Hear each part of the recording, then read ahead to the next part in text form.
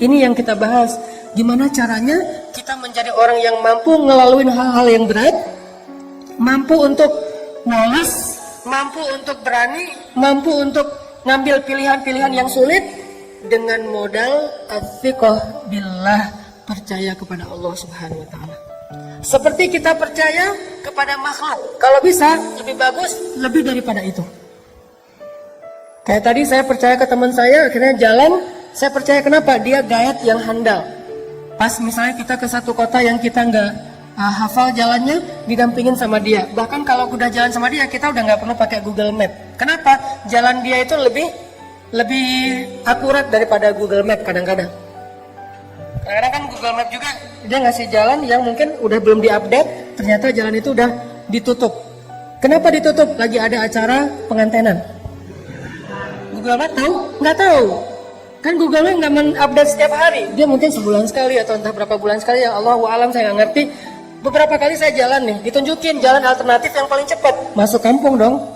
Dan jalannya kecil tapi cepat, motong gitu. Oke, saya ambil nih naik mobil. Ternyata ditutup, jalan itu ditulis ditutup sementara ada acara ngantenan. Akhirnya harus mundur lagi, malah lebih lama sampainya daripada ngambil jalan biasa. Kenapa? Dia nggak update.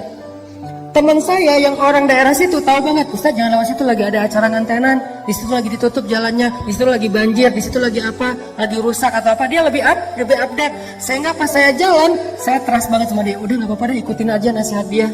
Apakah kita trust kepada Allah kayak kita trust kepada dia? Sehingga ketika Allah mengatakan jangan yang ini bikin kamu celaka, ini aja jalan yang lurus, ini aja jalan syariat, ini aja jalan yang baik, yang bahagia. Kita memilih jalan yang dipilih oleh Allah karena kita percaya Allah lebih tahu yang mana yang paling baik buat kita. Allah yang lebih update perubahan dinamika dalam kehidupan kita ketimbang diri kita sendiri. Allah lebih update, bukan hanya update, Allah lebih tahu masa depan yang bahkan belum terjadi. Sehingga kita percaya kepada Allah, analoginya kayak kita tadi percaya kepada teman orang lokal situ yang tahu banget jalan yang paling cepat untuk sampai ke lokasi. Ini namanya athiqah billah. Gimana membangun ini supaya kita bisa ngejalanin hidup lebih mantep? Gimana ngebangun ini biar kita nggak gampang galau? Gimana ngebangun ini kalau kita lagi sedih berat? Salah satu penyebab sedih berat itu misalnya saya pernah nanya kayak kuesioner gitu, apa yang bikin teman-teman paling galau? Salah satu jawabannya yang bikin kita paling galau, musibah terbesar itu Ustadz diputusin pas lagi sayang-sayangnya. Itu paling galau buat sebagian orang. Ada lagi yang paling galau, kemarin ada yang bilang bikin musibah terbesar dalam hidup saya Cristiano Ronaldo pindah ke Juventus gitu. Itu musibah paling besar gitu. Ada lagi apa misalnya macam-macam kan jawaban orang mah. Intinya adalah gimana kalau kita dihadapkan dengan masalah kayak gitu. Kita kayak nggak terima kenyataan. Masa sih Argentina kalah sama Prancis, kan nggak diterima tuh kenyataannya gitu ya. Itu gimana rasanya? Bisakah kita tetap bisa woles? Dan dalam contoh yang lebih rumit mungkin dalam kehidupan kita pribadi, bisakah kita tetap woles? Gimana rasanya? Gimana caranya woles ketika kita di grup? Tadi lagi rame nih di grup WA kita nih. Kita masuk grup geng SMA misalnya, atau geng SMP, atau SD, atau TK, atau playgroup lah, terserah. Jadi ada grup nih, satu geng, terus kayak ada yang broadcast sesuatu, yang lain pada respon gitu kan, chat rame apa. Kita lihat, oh banyak chat nih, kita masuk. Begitu kita komen, yang tadi rame tiba-tiba senyap. Itu gimana perasaannya? Perasaan tadi lagi heboh gitu, segala macam. Ada yang habis masak, terus posting, gua masak ini loh. Yang lain pada mau pas kita, waduh pinter masak ya, diem. Sekali kayak gitu. Besok heboh lagi, kita komen, diem lagi. Sampai akhirnya diemnya seminggu, 2 minggu, itu grup sepi. Ternyata apa yang terjadi? Mereka bikin grup baru dan cuman kita doang yang gak dimasukin ke grup itu. Itu gimana perasaan kita? Kan sakit hati banget ya. Itu benar-benar wah kecewa banget lah. Akhirnya kita bukan hanya live group, kita del semua kontak mereka.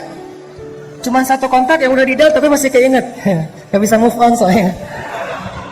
Jadi di del dari handphone tapi di dalam benak masih keinget aja. Kenapa? Soalnya dulu saya yang beli kartu prabayarnya. Intinya teman-teman, gimana kita mengkondisikan rasa di hati kita kalau kita lagi diuji kayak gitu. Kalau kita lagi diuji dengan ujian zulzilu, diguncang perasaan kita. dengan celaan orang, dengan makian orang, dengan teman-teman yang ngejutekin kita, dengan teman-teman yang ngebully kita, dengan teman-teman yang ngediamin kita di grup dan seterusnya, dengan teman-teman yang tiba-tiba unfollow kita, dengan teman-teman yang tiba-tiba nge-haters kita di komen. Gimana kita ngejalaninya? Satu-satunya yang bikin kita kuat adalah as-siqah billah. Udah serahin aja sama Allah.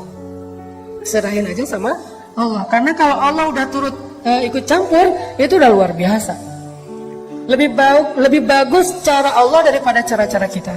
Ini yang dibangun lewat belajar iman, belajar tajdidul iman, as-siqah billah. Coba teman-teman renungkan lagi kisah hijrah Nabi Shallallahu Alaihi Wasallam. Ada yang unik dalam hijrah Nabi itu.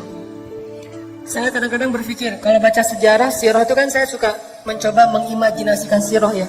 Gak suka baca sirah sekedar data perang Badar 313 lawan 1000. Nabi lahir tahun ini, kemudian menikah tahun ini, usia sekian. Ini data sejarah, belum menjadi persepsi sejarah.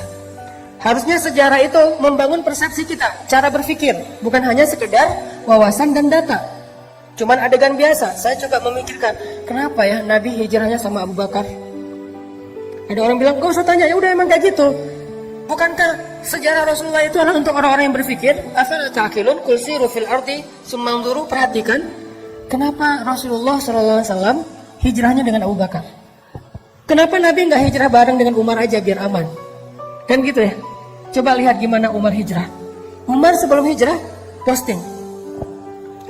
Captionnya, ya ahla Makkah, ya ma'syara Quraisy. Wahai penduduk Mekah, wahai pemuka Quraisy, dimention satu-satu.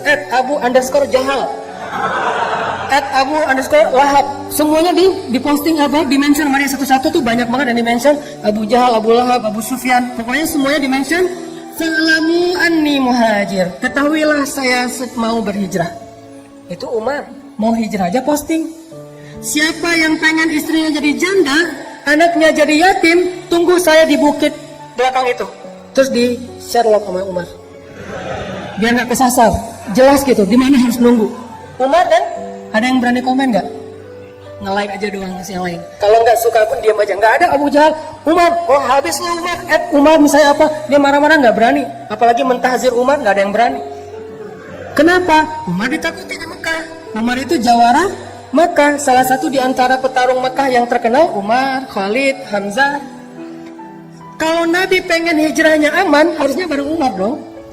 Sehingga ketika Nabi hijrah bareng Umar, Umar langsung instastory, gue lagi bareng dengan Rasulullah nih. Pengen hijrah ke Madinah, ada yang berani nunggu gue di jalan? Nggak ada yang berani kan? Kan aman hijrah Nabi, kenapa nggak bareng Umar aja? Itu pertanyaan saya. Wah, kenapa nggak dengan Umar ya kalau kayak gitu? Kan Umar aman banget, hijrahnya serombongan, nggak ada yang berani nungguin. Semuanya mulus jalannya. Kenapa nggak dengan Umar?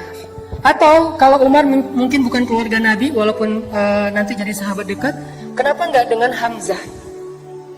Yang secara status di Mekah sama kayak Umar, ditakuti. Jawara juga, pemanah ulung, pemburu, hunter. Dan beliau pamannya Rasulullah SAW sendiri. Kenapa nggak dengan Hamzah? Sehingga kalau misalnya Rasulullah lagi hijrah, terus orang-orang ngelihat yang ngedampingin atau yang ngawalnya adalah Hamzah, nggak ada yang berani ngedeket. Kenapa nggak dengan Hamzah? Atau kenapa nggak dengan Utsman? Supaya dikasih fasilitas hijrah yang nyaman, dikasih mobilnya Alphard. Kemudian nanti di perjalanan di rest area itu pilih rest area yang paling bagus, ada bisnis lounge-nya, bisa duduk nyaman, nggak perlu susah-susah, nggak akan kehujanan, nggak akan kepanasan. Karena Utsman orang kaya, kenapa nggak dengan Utsman? Atau kenapa nggak dengan tokoh-tokoh lain yang punya pengaruh di dalam kabilah orang Mekah? Kenapa Abu Bakar As-Siddiq? Satu, secara fisik Abu Bakar itu nggak seperti Umar bin Khattab. Beliau nggak lemah, karena kalau dibandingkan kita Abu Bakar lebih tangguh. Soalnya Abu Bakar gitu-gitu mujahid. Tapi di antara orang Mekah, beliau tidak dikenal sebagai petarung. Kenapa Abu Bakar yang dikenal sebagai orang yang paling lembut? Kenapa Abu Bakar yang hartanya udah habis? Ya, Abu Bakar itu pernah jadi orang kaya, tapi sekarang lagi jatuh miskin sejak membantu dakwah Nabi, terutama habis di boykot selama 3 tahun. Kenapa Abu Bakar yang secara kabilah beliau berasal dari suku Taim. Suku Taim itu salah satu suku yang paling lemah di Mekah. Sementara Umar, Utsman, yang lain-lain itu suku-suku yang kuat di Mekah. Kenapa Abu Bakar? Supaya Rasulullah SAW mengajarkan kepada kita tentang ats-tsiqah billah, bukan as-siqah bi Umar, bukan as-siqah bi Khalid, bukan as-siqah bi Hamzah, bukan as-siqah bi Utsman, bukan as-siqah bi Abdurrahman bin Auf, tapi as-siqah billah. Hijrah nggak dikawal oleh orang-orang yang tangguh, nggak difasilitasi atau di-endorse oleh Utsman bin Affan, tapi hijrah murni mengandalkan pertolongan dari Allah Subhanahu wa taala. Itulah pelajaran dalam hijrah Nabi. Sehingga yang dibawa Abu Bakar As-Siddiq. Kenapa Abu Bakar? Karena di antara semua umat Islam, bukan sahabat aja, semua umat Islam, iman Abu Bakar itulah yang paling kuat. Sampai Nabi mengatakan kalau ditimbang iman Abu Bakar di satu timbangan, iman umat Islam di satu timbangan, maka iman Abu Bakar lebih berat. Maka yang diajak Nabi untuk berhijrah itu adalah sebaik-baik teman yang paling taat kepada Allah, yaitu Abu Bakar As-Siddiq. Hijrah nih bareng dengan Abu Bakar. Diam-diam Ali disuruh tungguin rumah Nabi, tidur di tempat Nabi. Jalan bareng Abu Bakar malam-malam ketika orang udah pada tidur. Terus jalannya kemana? Ikhtiar. Nggak langsung ke Madinah, malah menjauh dari kota Madinah, masuk ke dalam sebuah lubang yang kita kenal dengan Gua Sur. Sembunyi di dalam gua itu. Kemudian bikin skenario, nanti Asma binti Abu Bakar nganterin makanan setiap hari kepada Rasulullah. Kemudian Abdurrahman kalau nggak salah, atau Abdullah anaknya Abu Bakar, yang mencari tahu berita tentang orang Mekah ada apa. Dia jadi kayak jasus, jadi kayak agen gitu. Kenapa Nabi begitu rumit mau hijrah aja? Padahal kalau hijrah bareng Umar nggak serumit itu. Ini Nabi lagi ngajarin kita tentang trust kepada Allah SWT. Hijrah kita walaupun maknanya berbeda, kita tidak pindah dari satu tempat ke tempat yang lain, tapi kadang punya resiko yang sama teman-teman. Setelah kita hijrah, kita ditinggalin teman-teman, ditinggalin geng di masa lalu kita. Setelah kita hijrah, kita jadi nggak punya pendapatan, penghasilan sebesar yang sebelumnya. Setelah kita hijrah, kita jadi malah mungkin dengan keluarga mulai agak ada cekcok, dengan pasangan mulai renggang kayak gitu-gitu. Ini adalah resiko-resiko ketika kita mengambil pilihan yang rumit, yang sulit dalam hidup kita. Apakah kita berani melakukannya karena as-siqah billah, percaya kepada Allah? Ini yang dilakukan Nabi SAW. Sehingga ketika beliau sembunyi di dalam gua Sur, kemudian Abu Jahal mengumumkan, kata Abu Jahal, siapa yang bisa membawa pulang Muhammad hidup atau mati, maka akan aku hadiahkan 100 ekor onta. Kalau satu ekor onta harganya 100 juta, berarti berapa? 10 miliar ya. Akan aku hadiahkan minimal nih, karena harga onta yang dipakai untuk ke luar negeri itu di atas 100 juta. Kalau yang 40 juta, 50 juta itu onta potong. Yang onta juga ada onta kampung, ada onta potong. Kalau onta potong harganya sekitar 40 juta. Kalau onta yang dipakai rihlah itu biasanya di atas 100 juta. Kebayang nggak? Siapa yang bawa pulang Muhammad hidup atau mati dikasih 10 miliar? Siapa yang nggak mau? Akhirnya semua pembunuh bayaran yang tadi melihat itu lagi trending topik di sosial media, mereka semuanya langsung bergerak. Tadinya pada nongkrong-nongkrong di tempat mereka masing-masing, ada yang minum-minum, tiba-tiba kata temannya, ada sayembara tuh, apa, nangkap Muhammad hidup atau mati, terus hadiahnya apa? 10 miliar, semuanya bangkit. Serentak semua pembunuh bayaran di kota Mekah mencari Rasulullah SAW. Gimana rasanya? Dicari oleh pembunuh bayaran. Kalau ketemu, antara dibawa hidup ataupun dalam keadaan mati. Nyari. Salah satu pembunuh bayaran paling legend yang ada di Mekah namanya Suraqah bin Malik. Itu paling legend. Gimana legendnya? Gak ada yang gak kenal Suraqah. Kalau Suraqah udah muncul, pada kayak bisik-bisik, Suraqah. Kenapa? Saking legendnya. Suraqah deket, ada yang foto diam-diam. Wah, gue bareng Suraqah, karena Suraqah juga gak tahu apa-apa gitu. Saking pengen nambah followers misalnya. Wah, gue ketemu pembunuh bayaran yang paling legend. Kayak kalau selama ini mungkin ada beberapa yang dulunya pernah jadi ketua mafia, ketua geng, ketua preman di beberapa daerah, terus udah hijrah, udah taubat, dianggap sebagai legend kan. Kadang-kadang wawancara gitu. Walaupun udah taubat, kalau dia datang ke sebuah warung kan langsung hening tuh warung. Kenapa? Wah, ada Fulan misalnya gitu kan ya. Akhirnya pada kayak respect gitu, kayak Sedan misalnya. Itulah Suraqah. Terkenal sebagai pembunuh bayaran paling legend di kota Mekah. Dia tahu jejak banget. Dia pembaca jejak. Dia bisa tahu nih jejak udah berapa lama ngelewat jalan ini. Kalau masih basah mungkin beberapa menit yang lalu. Kalau udah kering mungkin udah seharian. Berarti jarak mereka sekarang udah sekitar berapa kilo. Bahkan Suraqah bisa tahu jejak onta atau kuda yang di atasnya itu laki-laki atau perempuan, orang dewasa atau anak-anak, duduknya normal atau meronta-ronta sebagai tawanan perang. Dia bisa tahu jejaknya acak, ancur atau jejaknya rapi. Jadi kalau di atasnya meronta-ronta, jejaknya agak acak gitu, dia bisa tahu banget dan kemana arahnya. Sehingga kalau Suraka udah keluar dari sarangnya, sulit untuk selamat dari pengejaran Suraka. Itu sama lebih dahsyat daripada mungkin anjing pelacak atau siapa yang jago-jago kayak gitu. Ini Suraka. Wah, Suraka. Heboh kota Mekah, Suraka mencari Muhammad. Jadi trending topik di Twitter semuanya ngomongin Suraka nyari Muhammad. Semua orang heboh, viral di mana-mana. Akhirnya Nabi dengan Abu Bakar sembunyi di dalam Gua Thur. Beneran, ternyata Suraka akhirnya datang ke Gua Thur, berdiri bersama sekelompok para pemburu tepat di mulut gua, dan Nabi ada di bawah kaki mereka. Kalau mereka ngelihat ke bawah kakinya sedikit aja, udah ketahuan tuh Nabi dengan Abu Bakar di dalamnya. Waktu itu Abu Bakar galau. Gimana pun Abu Bakar soleh, beriman, orang yang siddiq, tapi beliau manusia. Sedikit-sedikit kadang-kadang muncul sifat manusianya galau. Abu Bakar bukan penakut. Abu Bakar tidak takut atas keselamatan dirinya. Abu Bakar takut akan keselamatan kekasihnya Rasulullah SAW. Sehingga Abu Bakar bilang, ya Rasulullah, gimana ini? Kalau nanti mereka ngeliat ke bawah kaki mereka, kita ketahuan, nanti Rasulullah ditangkap. Sementara mereka ada ratusan orang, semuanya senjata lengkap, dan itu pemburu bayaran. Mereka itu pembunuh, sementara kita nggak punya senjata apa-apa. Gimana ya Rasul? Gimana? Kita cuma berdua, mereka banyak. Nabi dengan tenang menasihati Abu Bakar dengan kata-kata apa? Ya Abu Bakar, ma zannuka bisnaini? Allahu salisuhuma. Ya Abu Bakar, kenapa kamu pikir kita cuma berdua? Bukankah Allah yang ketiga? Coba nasihat Rasulullah SAW. Ya Abu Bakar, ma zannuka bisnaini? Allahu salisuhuma. Kenapa kamu berpikir kalau kita tuh cuma berdua, Abu Bakar? Kalau berdua, oke, kita takut. Tapi bukankah Allah yang ketiga? Baru Nabi mengatakan, la tahzan, innallaha ma'ana. Jangan khawatir Abu Bakar, Allah bersama kita. Seketika itu juga Abu Bakar tenang. Ala bidzikrillah. Ini arti dari ayat tersebut. Ala bidzikrillah tatma'innul qulub.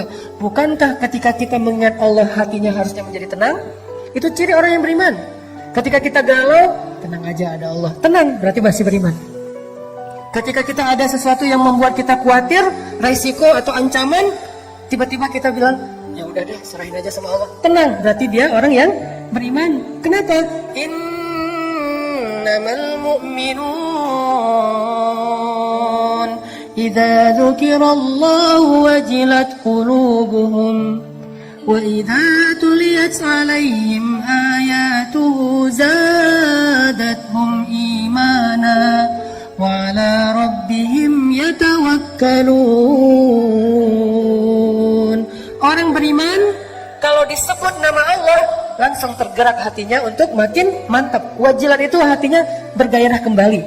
Yang tadi itu udah kayak udah mau mati tuh, hatinya udah lemah, tiba-tiba bergairah lagi, detak jantungnya udah mulai normal lagi. Kenapa? Ada nama Allah. Terus kalau dibacakan ayat-ayat nasihat, misalnya la tahzan innallaha ma'ana, terus ayat yang lain tabarakalladzi biyadihil mulk, dan seterusnya, dia bertambah zadatuhum imana, makin yakin sama Allah. Hasilnya apa? Wa 'ala rabbihim yatawakkalun. Ya udah, serahin aja deh sama Allah. Itu mukmin. Sehingga Abu Bakar awalnya galau dikit terhadap keselamatan Rasulullah. Rasulullah mengatakan, ya Abu Bakar, ma zannuka bisnain? Allahu salisuhuma. Kenapa kamu pikir kita cuma berdua, Abu Bakar? Kan ada Allah yang ketiga. La tahzan, innallaha ma'ana. Gak usah khawatir Abu Bakar, Allah bersama kita. Langsung tenang Abu Bakar. Inilah teman-teman yang disebut dengan athiqah billah. Bisakah adegan ini kita terjemahkan dalam kehidupan kita sehari-hari?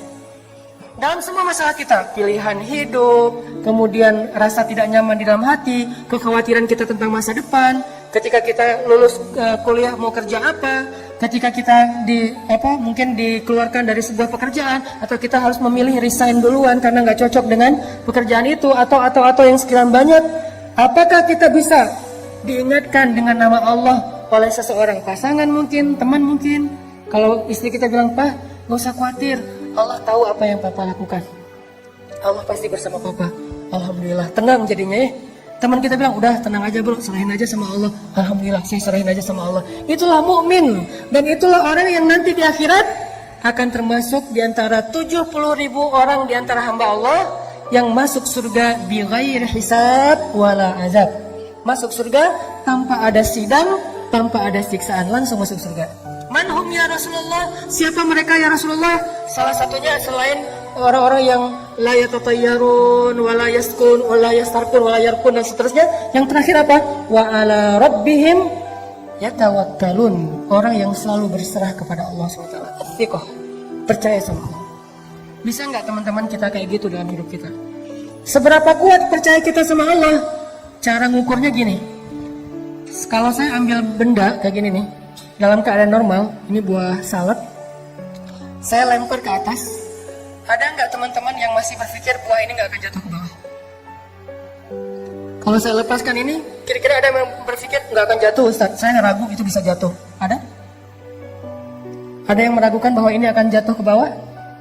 Tidak kan? Semua kita yakin yang namanya benda kalau kita lempar ke atas pasti jatuh ke bawah. Seberapa besar yakin kita terhadap benda itu pasti jatuh ke bawah? 90%? 100%? Sekarang coba bandingkan dengan yakin kita kepada Allah. Harusnya yakin kita kepada pertolongan Allah seyakin kita kepada benda yang kalau dilempar pasti jatuh ke bawah. Gak mungkin gak? Kalau bisa lebih dari itu lebih keren. Segitu aja tuh udah keren. Bisa gak kita segitu yakinnya sama Allah? Tenang aja udah, kalau sama Allah beres. Kalau sama Allah gampang, kalau sama Allah pasti bagus, kalau sama Allah itu pasti ada jalan keluar, kalau sama Allah itu pasti bahagia, kalau sama Allah itu yakin. Saya yakin benda yang kalau kita lempar ke atas pasti jatuh ke bawah, tidak ada satu ruang dan celah pun untuk ragu. Itu baru atsiqah billah. Kalau kita udah ada di tahapan itu, kita akan melihat banyak sekali keajaiban-keajaiban Allah terjadi dalam hidup kita. Sampai ke tingkat seperti itu. Nanti kalau udah sampai di situ, baru kita latih lebih dari itu. Sehingga para sahabat radhiyallahu anhum, kalau Nabi nanya sesuatu kepada mereka, jawaban mereka selalu Allahu wa rasuluhu a'lam. Ada onta, misalnya Nabi nanya, itu onta berapa kakinya? Mereka ngelihat dengan matanya, kaki onta ada 4, tapi jawaban mereka apa? Allah dan Rasul lebih tahu berapa kaki onta. Kalau Nabi bilang 5, sadaqallahu Rasul, sadaqallahu wa Rasul, benarlah Allah, benarlah Rasul. Kenapa? Saking yakinnya kepada Allah dan Rasul. Ini namanya atsiqah. Dan atsiqah inilah yang selalu menjadi modal kemenangan, kesuksesan, kebahagiaan, dan keberuntungan orang-orang yang beriman dalam banyak kesulitan. Dan salah satu kesulitan yang paling rumit itu adalah perang Badar yang direkam oleh Allah di dalam surat Al-Anfal. Sehingga surat Al-Anfal dikenal juga dengan nama Suratul Badar, surat perang Badar. Surat perang Badar. Sebelum Allah Subhanahu wa taala memberi kejutan-kejutan kemenangan dalam perang Badar, Allah pengen nguji dulu atsiqahnya para sahabat kepada Allah. Coba teman-teman buka deh surat Al-Anfal, biar kita nanti bisa ulang-ulang di dalam bacaan kita atau di rumah, bahwa surat ini adalah surat ngajarin kita tentang akidah challenge. Ini salah satu contoh akidah challenge di surat Al-Anfal. Coba lihat ayat 7. Coba lihat ayat 7. Surat Al-Anfal. Surat Al-Anfal itu surat ke-8 ayat 7. Ini akidah challenge nih di ayat 7. Ketika para sahabat dikasih pilihan sama Allah. Apa kata Allah? Wa idh ya'idukumullahu ihda ta'ifataini annaha lakum wa tawadduna anna ghayra dhati syawkati takunu lakum wa yuridullahu an yuhiqqal haqqa bikalimatihi wa yaqta'a dabiral kafirin. Ini akidah challenge. Apa artinya? Dan ingatlah kisah ketika Allah menjanjikan kepada kalian salah satu dari 2 golongan yang akan kalian hadapi adalah bagian kalian. Sedangkan kalian menginginkan bahwa golongan yang tidak memiliki kekuatan senjatalah yang menjadi bagian kalian. Tetapi Allah ingin membenarkan yang benar dengan ayat-ayatnya dan memusnahkan orang-orang yang kufur sampai ke akar-akarnya. Apa yang terjadi? Coba nanti baca lagi sirah perang Badar secara utuh dari awal sampai akhir. Kan skenario awal dari perang Badar itu apa teman-teman? Karavan dagang Abu Sufyan baru pulang dari Syam, ngelewatin jalur dekat kota Madinah. Apa yang dibawa oleh karavan dagang ini? Karavan dagang ini membawa hasil jualan harta orang-orang muhajirin yang diambil alih, dirampas oleh orang Quraisy, termasuk Abu Sufyan, sebelum Abu Sufyan masuk Islam. Jadi ketika kaum muhajirin hijrah ke Madinah, pasar mereka, ternak mereka, kebun mereka, rumah mereka, aset mereka dijarah, diambil alih oleh orang-orang Mekah, orang-orang Quraisy seperti Abu Jahal dan yang lainnya, lalu dijual ke Syam. Nah sekarang pulang dari Syam membawa hasil keuntungan dari rampasan itu, sehingga Nabi SAW mengajak orang-orang muhajirin, ayo kita ambil kembali harta kita. Itu skenario awalnya. Ayo kita cegat karavan dagangnya Abu Sufyan dan kita rampas kembali harta milik kita.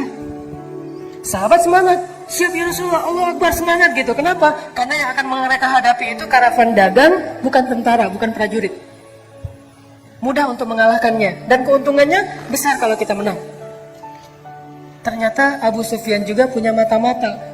Langsung dia tahu informasi Nabi akan cegat, dia ngasih tahu ke Abu Sufyan ngirim orang cepat untuk menghubungi Abu Jahal. Kalau dulu kan gak bisa telepon-teleponan ya, akhirnya ngirim orang, Abu Jahal datang untuk mengawal karavan dagang.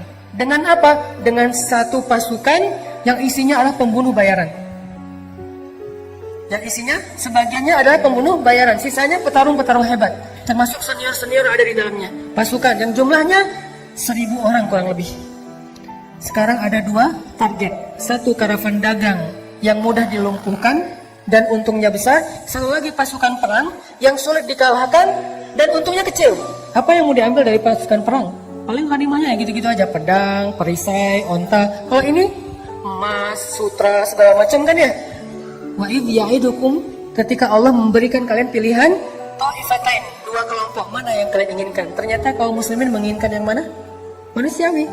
Yang tetap Abu Sufyan, Rasul, kita nggak usah beralih ke yang lain, ini aja istiqomah. Dari awal kan emang pengennya ini.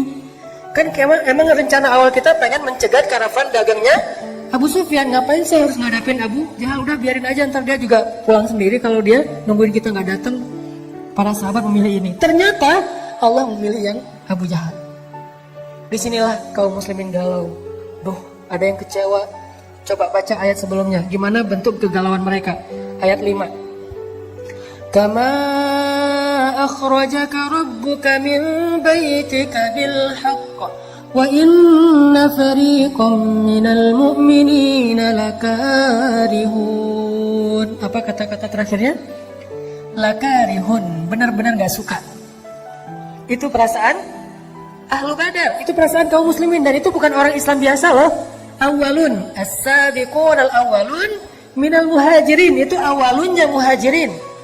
Lebih dahsyat daripada awalunnya Ansar, dan kedua-duanya keren. Was-sabiqun al-awwalun minal muhajirin wal ansar. Allah memuji mereka di banyak ayat. Kuntum khaira ummatin ukhrijat linnas. Khairun nas qarni. Allah memuji, Rasulullah memuji mereka kan? Ternyata sempat galau juga, itulah manusia. Lakarihun, mereka gak suka dengan pilihan ini. Berat sekali. Kari itu artinya benci. Cuman terjemahannya kalau benci agak kurang pas nih. Minimal mereka gak suka. Aduh kok jadi kayak gini ya? Kok jadi kayak gini ya? Terus ayatnya apa? Yujadilunaka fil haq. Mereka mendebat kamu dalam hal yang benar.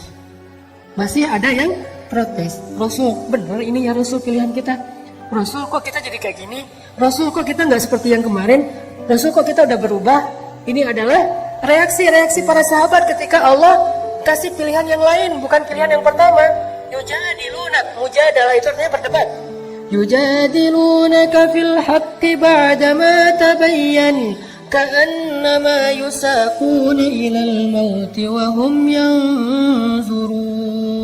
Gimana rasa enggan mereka? Mereka protes kepada Nabi, kemudian seolah-olah mereka seperti orang yang dihalau kepada kematian, dan mereka melihat malaikat kematian itu atau malaikat maut. Ini kan sebuah gambaran ya, gimana beratnya kaum muslimin terhadap pilihan ini. Kayak orang dibawa ke satu tempat mau dieksekusi mati, dan mereka melihat tiang gantungan, melihat algojo yang dengan parang yang tajam, seolah-olah mereka mau dibawa ke sebuah tempat eksekusi mati. Begitu enggannya mereka datang terhadap pilihan Allah Subhanahu wa Ta'ala. Akhirnya Nabi mengumpulkan mereka semuanya, Ahlu Badar. Nabi menasihati mereka, Nabi membacakan ayat ini kepada mereka. Akhirnya mereka baru sadar, lalu sami'na wa ata'na. Kami ikut pilihan Allah dan Rasul. Ini maksud dari innamal mu'minun idza dzukirallah wajilat qulubuhum. Tadi mereka galau, lalu diingatkan dengan nama Allah, wahai kaum muslimin, ini pilihan Allah, taatlah sama Allah, ambil aja pilihan Allah walaupun berat. Wajilat qulubuhum, hati mereka tiba-tiba menjadi bergairah. Wa idza tuliyat alaihim ayatu zadatuhum imana, bertambah iman mereka. Wa ala rabbihim yatawakkalun. Akhirnya mereka berserah kepada Allah. Ya udah, kami ikuti cara Allah, sami'na wa ata'na. Hasbunallah wa ni'mal wakil. La haula wa la quwwata illa billah. Itu yang terjadi kepada Ahlu Badar. Allah mau nguji dulu, mereka sikoh nggak sih sama Allah?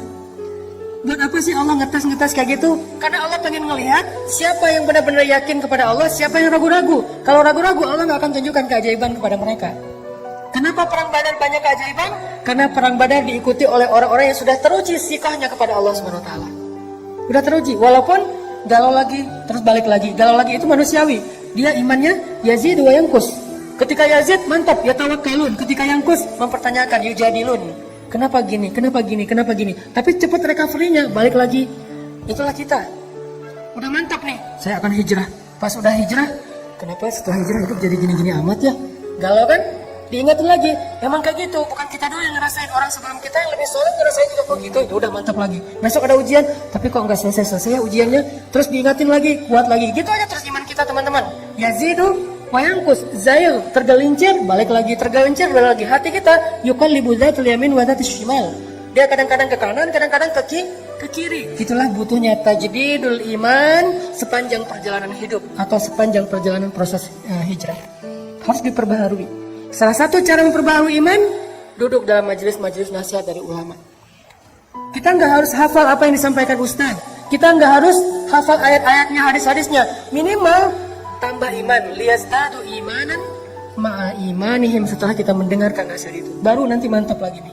Sahabat juga galau, sekelas muhajirin awalun aja galau. Akhirnya berangkat. Sekarang pasukannya dialihkan ke arah Abu Jahal. Jalan, terus sampai di sebuah area namanya daerah Badar. Orang-orang kafir Quraisy dapat spot yang ada mata airnya. Orang Islam dapat spot yang nggak ada mata airnya. Mulai agak khawatir, nih airnya irit nih, jadi jangan boros-boros ya, airnya cuma sedikit. Malamnya ternyata mereka banyak yang nggak bisa tidur. Gimana besok ya? Ini kan perang kita pertama banget dalam sejarah umat Islam, kan perang pertama Badar ya. Mereka kayak gimana ya besok perang ya, gimana ya besok perang. Sementara kamu jurus itu udah bisa belum? Belum. Jurus pedang misalnya belum.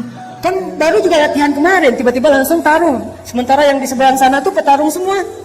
Yang di seberang sana tuh udah kayak show off gitu, udah tayang lagi tarung, tayang lagi nge-trick. Kita baru juga, Oli juga belum bisa. Tiba-tiba disuruh main di ball, di apa gitu. Aduh gimana ya, kagok gitu, nervous sama yang pro-pro, yang legend-legend. Begitulah para sahabat. Orang-orang yang muslimin ini amatiran sebagian besarnya. Cuma beberapa orang juga yang tokoh kayak Hamzah, Umar, oke, mereka legend. Tapi sisanya amatiran, orang-orang biasa, bukan petarung. Di sana itu pro semua itu. Ikrimah, Abu Jahal itu kan pro-pro semua ya, pro perang. Orang-orang yang jago dalam berperang. Galau malam itu gak bisa tidur. Akhirnya kata Allah apa? Allah utus rasa ngantuk kepada kaum muslimin. Ini keajaiban pertolongan Allah kepada orang yang sikoh kepada Allah, percaya sama Allah. Akhirnya apa kata Allah di ayat 11? Ini kita bedah ayatnya nih. Surat masih yang sama, Al-Anfal ayat 11. إِذْ يُغَشِّيكُمُ النُّعَاسَ أَمَنَةً مِّنْهُ. Allah memberikan kalian rasa ngantuk amanatan, biar kalian merasa nyaman, aman. Aman itu bahasa Arab atau jadi bahasa Indonesia. Amanatan min, supaya kalian merasa nyaman. Tiba-tiba semuanya nguap-nguap, ngantuk tidur, kecuali dua orang yang masih terjaga. Rasulullah lagi-lagi bersama Abu Bakar. Nabi berdoa. Doanya Nabi apa? Istighosah yang ada di ayat 9. Iltastaghithuna rabbakum. Jadi istighosah salah satu sunnah Nabi Sallallahu Alaihi Wasallam. Nabi melakukan istighosah dalam momen yang paling berharga, yaitu perang Badar. Iltastaghithun. Gimana istighosah? Istighosah itu doa yang panjang. Saking seriusnya Nabi berdoa, angkat tangannya tuh bukan gini, tapi gini. Pernah nggak doa gini? Saya pernah sekali pas minta jodoh dan berhasil. Jadi kadang-kadang doa ada yang nggak pakai ngangkat tangan, kayak doa sehari-hari naik kendaraan atau apa. Ada doa yang pakai angkat tangan, ada yang doa setinggi-tingginya, ada yang doa dengan telunjuk. Kalau doa dengan telunjuk bukan nunjuk-nunjuk Allah, ya Allah kasih lo ya, harus ya, bukan. Dengan telunjuk itu maksudnya cuma kepada Allah saya berharap. Itu maksudnya. Jadi apa psikologi Arab dengan Indonesia itu beda dalam masalah telunjuk. Kalau kita kan kayak nyuruh-nyuruh ya. Karena ada ya Allah bukan ya Allah harus ya. Nih benar ya, bukan. Tapi ya Allah iya karena abudu wa iya karena itu maksud dari nelunjuk. Jadi Nabi kadang berdoa nggak angkat tangan, kadang berdoa mengangkat tangan, kadang berdoa sampai angkatnya tinggi, kadang menelunjuk. Semua itu sunnah Nabi, tidak perlu dibenturkan antara satu dengan yang lain. Semuanya bisa dilakukan. Dan waktu itu Nabi beristighosah, mengangkat tangan setinggi mungkin sampai rida beliau jatuh, diangkat lagi oleh Abu Bakar, jatuh lagi, menangis semalaman. Sementara sahabat semuanya tertidur pulas gara-gara Allah menenangkan mereka dengan ngantuk. Ini pertolongan. Jadi kalau kita serahin urusan kita kepada Allah, Allah akan nolong kita. Pertama yang ditolong apa? Jiwa kita. Ketika kita punya masalah, yang akan pertama Allah lakukan bukan diselesaikan masalah kita, tapi dikuatkan hati kita. Itu kalau kita percaya sama Allah. Sehingga orang di luar yang nggak paham ngelihat, dia udah capek berdoa, masalahnya masih gitu-gitu aja, nggak selesai, dia nggak tahu. Kalau dia ngadapin masalah itu mungkin dia udah KO dari awal. Tapi kenapa orang ini kuat? Karena Allah kuatkan hatinya. Itulah pertolongan Allah yang pertama. Jadi bisa dibilang UGD-nya. Jadi penanganan pertamanya ketika dimasukin ke UGD itu, kalau kita langsung diinfus, langsung kayak ada apa jantungnya atau diapain gitu penanganan awal, itulah yang dilakukan Allah ketika kita dalam keadaan darurat. Yang pertama ditolong itu adalah jantung kita. Gimana menolong jantung? Dikuatkan hati kita dalam menghadapi masalah itu. Bukan segera masalahnya selesai. Karena kayak kita sakit juga nggak langsung sembuh pas datang ke UGD sembuh, enggak. Tapi jantungnya diselamatkan dulu, nafasnya diselamatkan dulu, kemudian darahnya diselamatkan dulu. Nanti sembuhnya setelah seminggu. Tapi minimal dia udah ditolong gitu. Nah Allah juga nolong kita kayak gitu teman-teman. Di awal ketika kita percaya sama Allah, ya Allah saya lagi ada masalah, tapi Engkau lah yang maha kuasa atas segala sesuatu. Saya tenang ada Engkau ya Allah. Saya mengandalkan Engkau banget ya Allah. La haula wala quwata illa billah. Hasbiyallahu wa ni'mal wakil. Udah. Setelah itu Allah akan tolong hati kita. Gimana ditolong hati? Kalau dalam konteks surat Badar, mereka tertidur semuanya, tenang hatinya. Kita juga bisa gitu kadang-kadang. Kenapa ya akhir-akhir ini saya gampang ngantuk? Soalnya habis diputusin. Jadi gampang ngantuk, itu cara Allah. Soalnya habis lagi banyak utang, jadi tidur aja kerjaannya. Soalnya misalnya lagi banyak yang ngebully, akhirnya dia gampang tidurnya nyenyak. Malah makin dibully makin nyenyak tidurnya. Kenapa? Sebelum tidur minum Neozap misalnya. Yang jelas, tidur kadang adalah solusi dari Allah untuk hamba-hambanya. Sehingga dia dibikin tenang. Salah satu yang dikasih solusi tidur siapa? Ashabul Kahfi. Allah tidurkan mereka. Ternyata yang ditidurkan itu bukan cuma Ashabul Kahfi. Ahlu Badar juga ditidurkan oleh Allah. Ini ayatnya. Idh yughashikumun nu'asa amanatan min. Cuman tidurnya nggak sampai 300 tahun. Tapi pesan moralnya sama. Tidur yang membuat mereka nyaman. Amanatan, menjadi tenang mereka. Selesai sudah masalahnya? Belum. Setan juga nggak nyerah teman-teman. Habis itu setan datang dalam mimpi mereka. Jadi tadi setan nggak bisa yuwaswis ketika mereka sadar karena Allah bikin mereka ngantuk. Sekarang setan yuwaswis ketika mereka tidur. Masuk dalam mimpi mereka satu-satu setan. Kan setan itu dia jerima jeradam kan. Dia ngalir dalam aliran darah manusia. Dia bikin mimpi sahabat tuh jadi mimpi basah. Maaf. Akhirnya sebagian besar sahabat malam itu saking nyenyaknya tidur, bangun-bangun dalam keadaan janabah junub. Mimpi basah. Siapa yang ngerjain itu? Setan. Kok usah nyalain setan? Emang salah? Soalnya apa? Siapa suruh jadi setan? Satu-satunya suuzon yang berpahala adalah suuzon kepada setan. Dan satu-satunya husnuzon yang berdosa adalah husnuzon kepada setan. Ustaz jangan salahin setan, kasihan. Setan gak ada apa-apa kok. Enggak, itu husnuzon kepada setan gak boleh. Harus suuzon, kayak Yusha, muridnya Musa, ketika jalan touring bareng dengan Musa, mau nyari guru kan, Khidir, terus tiba-tiba di tengah jalan, ikan yang dipegang sama Yusha berenang lagi, karena udah mati, terus Yusha lupa, nyeritain itu ke Musa, jalan, pas udah lapar, Musa bilang, mana ikan kita? Aduh saya lupa, apa kata-kata Yusha dia dalam ayat itu? Wa ma ansanihu illa asyaitanu an adhkurah. Tidak ada yang membuat saya lupa akan peristiwa itu kecuali setan tuh, kata Yusha. Apakah Musa bilang, kok kamu nyalahin setan sih, nyari kambing hitam deh? Enggak kan? Kenapa? Karena setan memang untuk disalahin. Jadi ketika ada dua orang, teman sahabat, cowok cewek dan bukan mahram ya, mereka salah satunya misalnya si cowok apa deh, aku anterin ya, jangan deh, aku tunggu tunggu jemputan aja, tapi lama, gak apa, aku antarin kok, kamu gak percaya sama aku. Bukan gak percaya sama dia, gak percaya sama setan. Jadi kalau kita menjaga hubungan kita jarak dengan lawan jenis, walaupun dia sahabat karib kita, ipar kita, sepupu kita bukan gak percaya sama dia, kita percaya banget sama dia, tapi kita gak percaya sama setan. Itu analogi berpikirnya.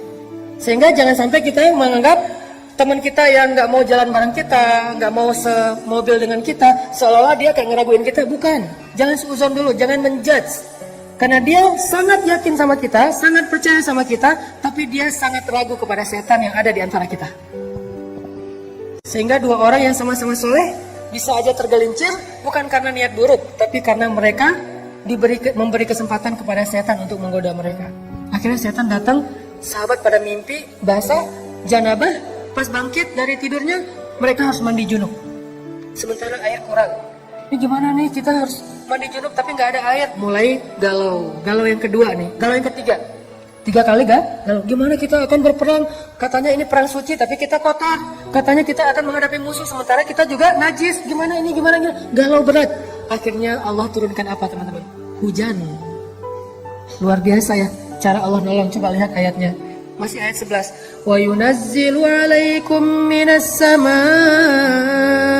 ma'an liyutahhirakum bih wa yudhiba 'ankum rijzasy syaitan.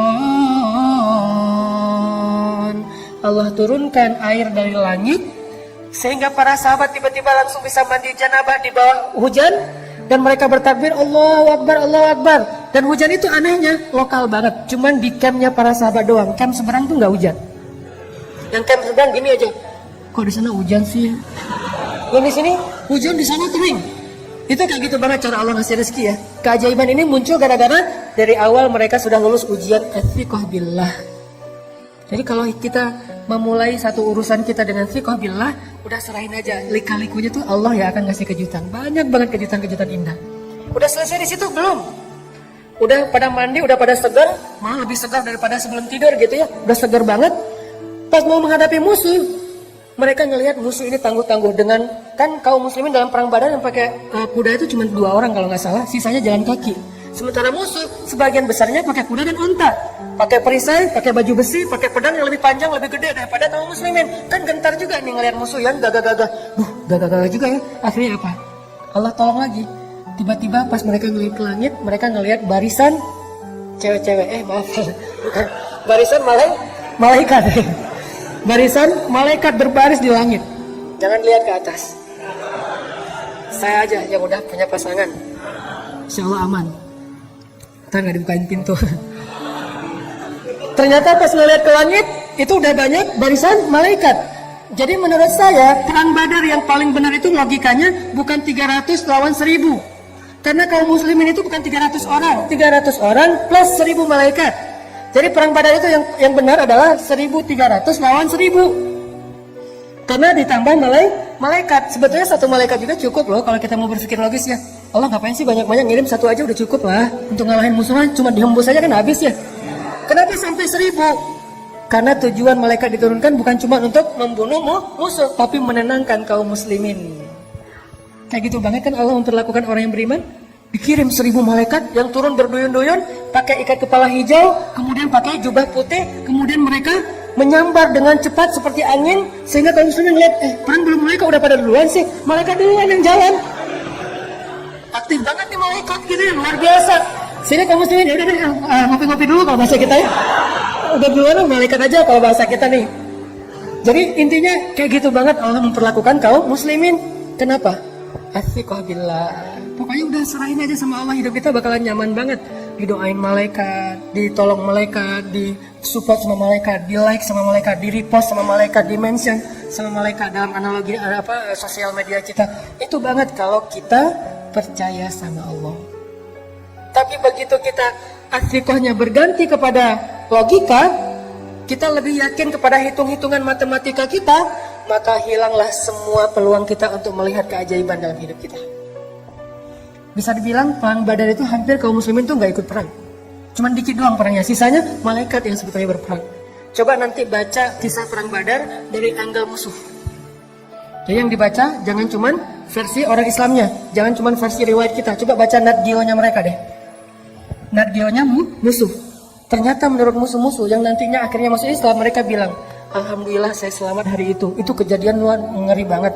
Waktu itu saya berada di pasukan musuh, saya belum dapat hidayah. Ketika kita akan berperang dengan kaum muslimin, yang kita lihat itu bukan kaum muslimin, tapi deretan makhluk yang memakai ikat kepala hijau. Mereka turun dari langit menyambar kami. Tiba-tiba saya menutup kepala dan mata saya hanya mendengar teriakan teman-teman saya yang dipenggal oleh para malaikat. Ketika saya membuka mata saya melihat tubuh teman-teman saya sudah terkapar di atas tanah. Itu kerjaan siapa? Bukan kerjaan kaum muslimin, malaikat. Kaum muslimin datang udah beres. Aduh, beres nih, diberesin sama malaikat. Kenapa? Athiqah billah, percaya aja sama Allah, beres. Gak ada yang sulit kalau Allah udah ikut campur. Inilah pentingnya kita ngandelin Allah dalam masalah kita, dalam hidup kita, dalam hajat-hajat kita, dalam cita-cita kita. Saya punya cita-cita secara pribadi dalam urusan dakwah yang 3 tahun yang lalu orang menganggap itu berlebihan. 3 tahun lalu orang menganggap itu nggak mungkin. Salah satunya adalah gimana menghijrahkan teman-teman motor. Kalau dulu namanya geng motor, kalau sekarang udah jadi ormas. Gimana pemerintah juga nggak bisa segala macam. Alhamdulillah bukan karena saya hebat, karena Allah terlibat. Akhirnya Allah bujuk hatinya, Allah ikat hatinya. Tiba-tiba mereka jadi senang kepada masjid, senang kepada ilmu, senang kepada ta'lim. Itu kenapa? Karena kita melibatkan Allah. Program pemerintah kalau nggak melibatkan Allah susah. Program sosial nggak melibatkan Allah susah. Gimana pun teorinya rumit. Pemerintah bikin regulasi apa segala macam untuk masalah sosial apa susah. Termasuk nanti mempersaudarakan 2 supporter bola yang sering tarung, itu nggak cukup dengan program pemerintah, nggak cukup dengan program dari PSSI, nggak cukup dengan program Menteri Sosial, harus pakai program dakwah. Kenapa? Di dalam program dakwah lah Allah terlibat. Dan mereka semuanya punya hati, dan yang memegang hati mereka itu jemari-jemari Allah. Jadi kalau pengen hati mereka diikat, fa'allafa baina qulubikum fa'asbahtum binikmati ikhwana. Caranya gimana? Wal takum minkum ummatun yad'una ilal khair wa ya'muruna bil ma'ruf wa yanhauna 'anil munkar. Lewat dakwah itu keajaiban terjadi. Jadi saya percaya banget nih, antara beberapa supporter bola di Indonesia yang selama ini mungkin sering ada masalah, bisa diikat hati mereka bahkan jadi ikhwana, bersaudara dengan media dakwah. Kenapa? Di dalam media dakwah itu Allah terlibat untuk menggenggam hati hamba-hambanya. Buktinya berapa ratus tahun orang-orang Aus dengan Khazraj berperang di Madinah. Tiba-tiba datang Nabi, dengan izin Allah mereka menjadi Ansar. Gimana antara Muhajirin dan Ansar yang gak saling kenal, tiba-tiba menjadi lebih erat daripada saudara kandung. Siapa yang bekerja di balik ini semuanya? Allah Subhanahu wa Ta'ala. Ternyata banyak hal yang gak mungkin terjadi, mungkin banget buat Allah. Kalau ini aja mungkin, mempersaudarakan, mengikat hati antara Muhajirin dan Ansar, antara Aus dengan Khazraj, antara satu geng motor dengan geng motor yang lain, itu mudah buat Allah. Apalagi sekedar mengikat hati kita dengan dia. Ujung-ujungnya modus.